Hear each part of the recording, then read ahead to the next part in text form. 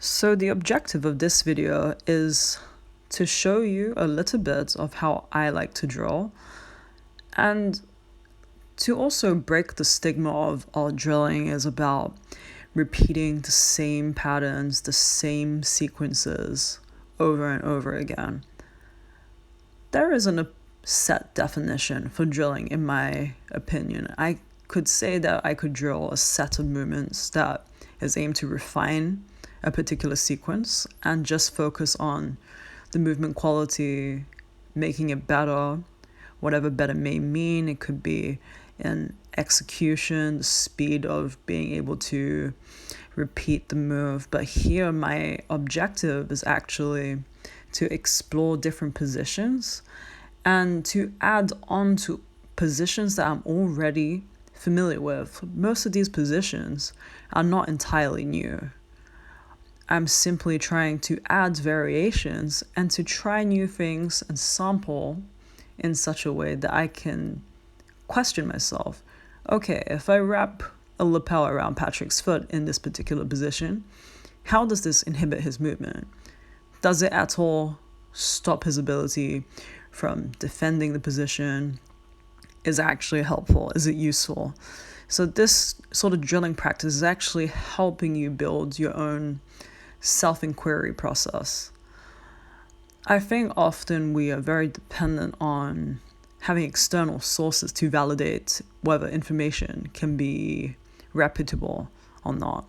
And a lot of people don't trust their own opinion. And I think through developing your own self-practice and your own self-inquiry process, it can be a very, very fruitful and insightful process for yourself, especially when you are in places where maybe you don't have access to world-class instructors.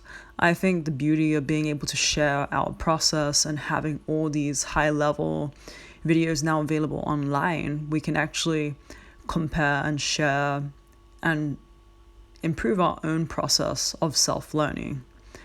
I think regardless of whether you have world-class instructors or not, I think self-learning is something that I find incredibly valuable, and I think it's critical as a practitioner, not only in Brazilian Jiu-Jitsu, but of course there's the odds that all of us are, everybody who's probably watching, we all do Brazilian Jiu-Jitsu.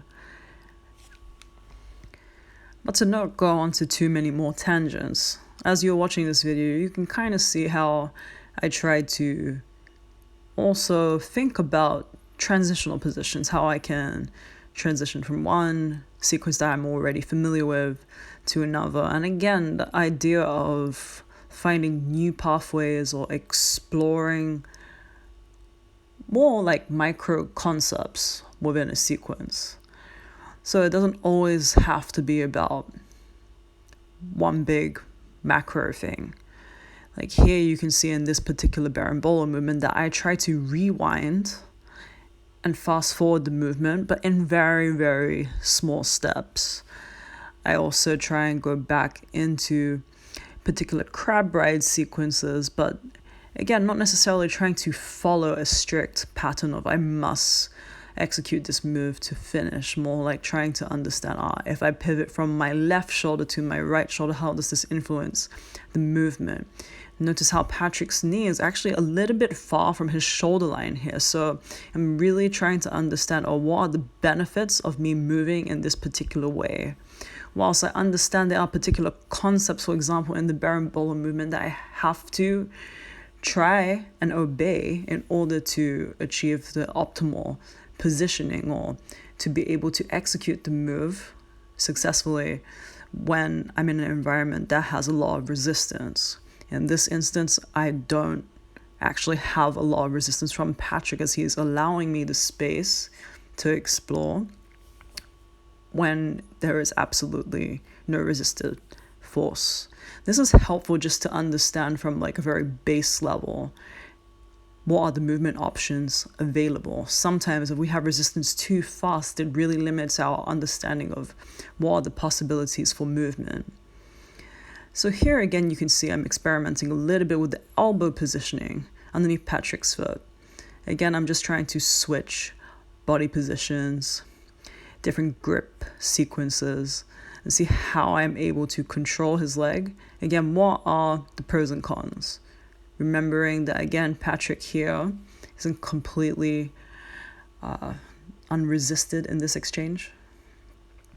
So you'll notice in the following part that after I go into the inverted position, we can take a quick look at the knee to shoulder relationship. This is something that I talk about a lot in the berimbolo videos in general. I think this is a very crucial concept in order to achieve the back take position, or again, when we think about the ball concept, trying to keep our partner crunched.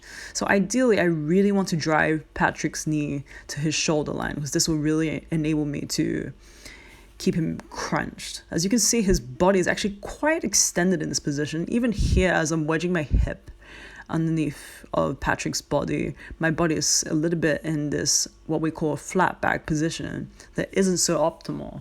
And the idea of a drill is not necessarily always to achieve the optimal positioning, but it's also to help us ask better questions.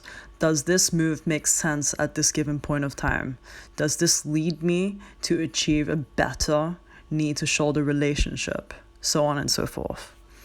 So stay tuned, we'll have another video coming super soon, very similar to this one.